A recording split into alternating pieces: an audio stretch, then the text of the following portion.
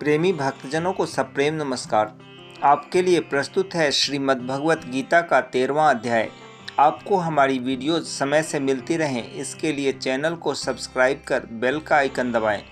और यदि आपको हमारी वीडियोज अच्छी लगती हों तो उसे लाइक और शेयर करें। धन्यवाद। श्री भगवान अर्जुन से बोले, हे अर्जुन, यह शरीर क्षेत्र है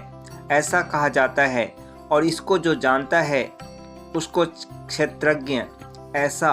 उनके तत्वों को जानने वाले ज्ञानीजन कहते हैं। और हे अर्जुन, तू सब क्षेत्रों में क्षेत्रज्ञ अर्थात जीवात्मा भी मेरे को ही जान। और क्षेत्रज्ञ का अर्थात विकार सहित प्रकृति का और पुरुष का जो तत्व से जानना है वह ज्ञान है, ऐसा मेरा मत है। इसलिए वह क्षेत्र जो है और जैसा है तथा जिन विकारों वाला है और जिस कारण से जो हुआ है तथा वह क्षेत्रज्ञ भी जो है और जिस प्रभाव वाला है वह सब संक्षेप से मेरे से सुन। यह क्षेत्र और क्षेत्रज्ञ का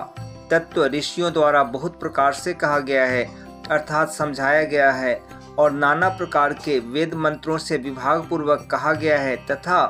अच्छी प्रकार निश्चय किए हुए युक्ति युक्त ब्रह्म सूत्र के पदों द्वारा भी वैसे ही कहा गया है। हे अर्जुन, वही मैं तेरे लिए कहता हूँ कि 5 महाभूत अर्थात आकाश, वायु, अग्नि, जल और पृथ्वी का सूक्ष्म भाव, अहंकार, बुद्धि और मूल प्रकृति अर्थात त्रिगुणमयी माया भी तथा 10 इंद्रियां अर्थात श्रोत्र, त्वचा, नेत्र, रसना और घ्राण एवं वाक, हस्त, पाद, उपस्थ और गुदा, एक मन और 5 इंद्रियों के विषय अर्थात शब्द, स्पर्श, रूप, रस और गंध तथा इच्छा, द्वेष, सुख, दुख और स्थूल देह का पिंड एवं चेतनता और धृति, इस प्रकार यह क्षेत्र विकारों के सहित संक्षेप से कहा गया है। हे अर्जुन, श्रेष्ठता के अभिमान का भाव, दंभाचरण का अभाव, प्राणी मात्र को किसी प्रकार भी न सताना और क्षमा भाव तथा मन वाणी की सरलता, श्रद्धा, भक्ति सहित गुरु की सेवा, बाहर भीतर की शुद्धि, अंतःकरण की स्थिरता, मन और इंद्रियों सहित शरीर का निग्रह,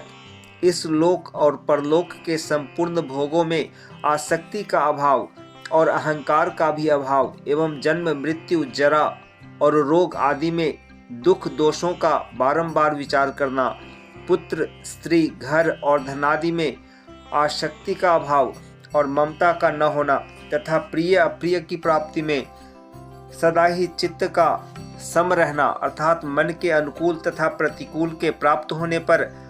हर्ष, शोक आदि विकारों का न होना, मुझ परमेश्वर में एक ही भाव से स्थिति रूप ध्यान योग के द्वारा अव्यभिचारिणी भक्ति तथा एकांत और शुद्ध देश में रहने का स्वभाव और विषयासक्त मनुष्यों के समुदाय में प्रेम का न होना तथा अध्यात्म ज्ञान में नित्य स्थिति और तत्व ज्ञान के अर्थ रूप परमात्मा को सर्वत्र देखना, यह सब तो ज्ञान है और जो इससे विपरीत है वह अज्ञान है, ऐसे कहा गया है। हे अर्जुन, जो जानने के योग्य है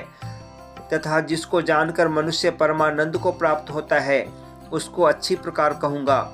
वह आदि रहित परम ब्रह्म अकथनीय होने से न सत्य कहा जाता है और न असत्य ही कहा जाता है, परंतु वह सब ओर से हाथ पैर वाला एवं सब ओर से नेत्र, सिर और मुख वाला तथा सब ओर से श्रोत्र वाला है,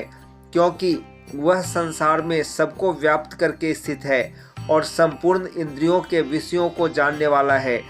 परंतु वास्तव में सब इंद्रियों से रहित है तथा आसक्ति रहित और गुणों से अतीत हुआ भी अपनी योग माया से सबको धारण पोषण करने वाला और गुणों को भोगने वाला है तथा वह परमात्मा चराचर सब भूतों के बाहर भीतर परिपूर्ण है और चर अचर रूप भी वही है और वह सूक्ष्म होने से अविज्ञेय है तथा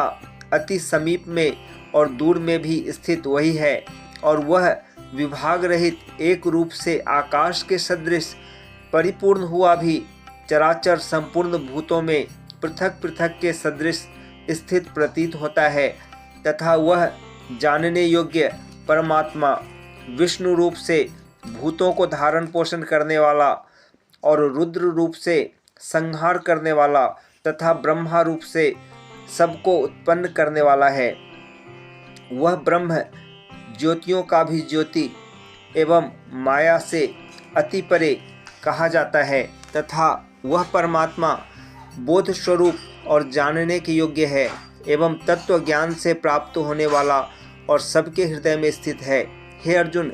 इस प्रकार क्षेत्र तथा ज्ञान और जानने योग्य परमात्मा का स्वरूप संक्षेप से कहा गया। इसको तत्व से जानकर मेरा भक्त मेरे स्वरूप को प्राप्त होता है। हे अर्जुन, प्रकृति अर्थात त्रिगुणमयी मेरी माया और जीवात्मा अर्थात क्षेत्रज्ञ, इन दोनों को ही तू अनादि जान और राग द्वेषादि विकारों को तथा त्रिगुणात्मक संपूर्ण पदार्थों को भी प्रकृति से ही उत्पन्न हुए जान, क्योंकि कार्य और कारण के उत्पन्न करने में हेतु प्रकृति कही जाती है और जीवात्मा सुख दुखों के भोक्तापन में अर्थात भोगने में हेतु कहा जाता है। परंतु प्रकृति में स्थित हुआ ही पुरुष प्रकृति से उत्पन्न हुए त्रिगुणात्मक सब पदार्थों को भोगता है और इन गुणों का संग ही इस जीवात्मा के अच्छी बुरी योनियों में जन्म लेने में कारण है। वास्तव में तो यह पुरुष इस देह में स्थित हुआ भी पर अर्थात त्रिगुणमयी माया से सर्वथा अतीत ही है। केवल साक्षी होने से, उपद्रष्टा और यथार्थ सम्मति देने वाला होने से, अनुमंता एवं सबको धारण करने वाला होने से, भर्ता जीव रूप से भोक्ता तथा ब्रह्मादिकों का भी स्वामी होने से, महेश्वर और शुद्ध सच्चिदानंद घन होने से परमात्मा ऐसा कहा गया है। इस प्रकार पुरुष को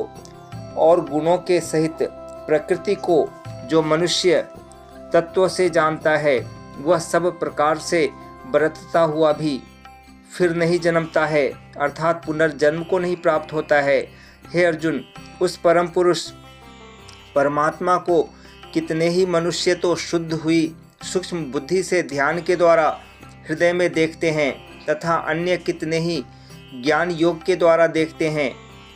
और अपर कितने ही निष्काम कर्म योग के द्वारा देखते हैं, परंतु इनसे दूसरे अर्थात जो मंद बुद्धि वाले पुरुष हैं वे स्वयं इस प्रकार न जानते हुए दूसरों से अर्थात तत्व के जानने वाले पुरुषों से सुनकर ही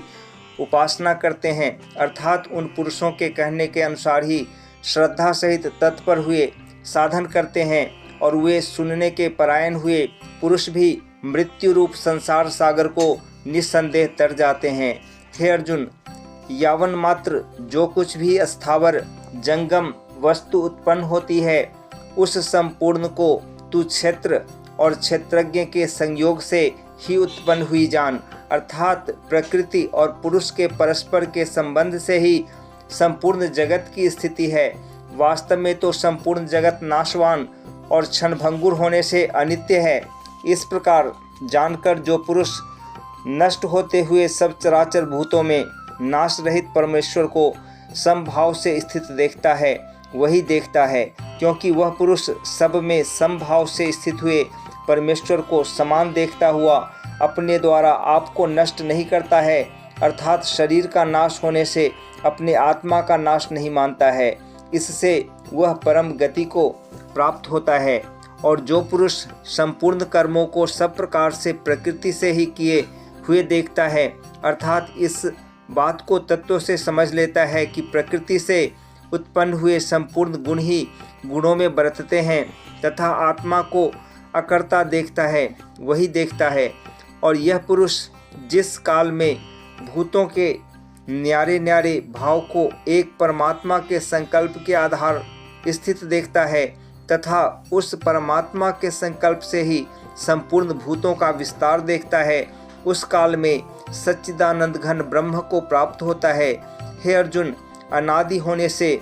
और गुणातीत होने से यह अविनाशी परमात्मा शरीर में स्थित हुआ भी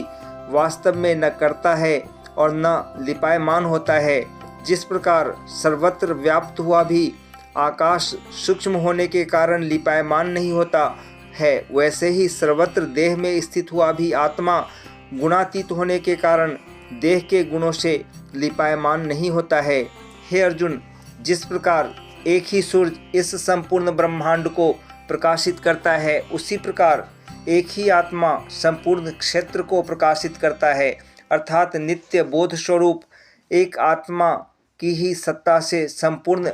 जड़ वर्ग प्रकाशित होता है। इस प्रकार क्षेत्र और क्षेत्रज्ञ के भेद को तथा विकार सहित प्रकृति से छूटने के उपाय को जो पुरुष